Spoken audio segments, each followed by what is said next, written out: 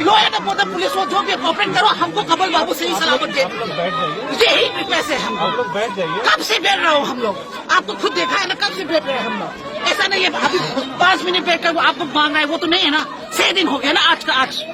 तो सर आप सोच लीजिए, आप एक यूनिफॉर्म से पहले एक इंसान था, तो आपके फैमिली के साथ इस तरह होगा, आपके वाइफ के साथ इस तरह होगा, तो आपका वाइफ कैसे रहेगा? थोड़ा सा तो सोचना चाहिए ना एक के कारण। नहीं, क्या है ये?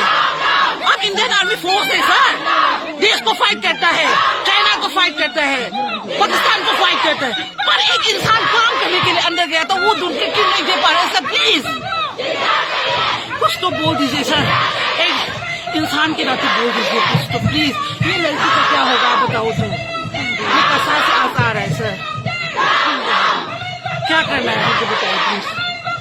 अभी बुला दीजिए, सीओ भी हो या ये जमीन तो हमारा ही है ना सर।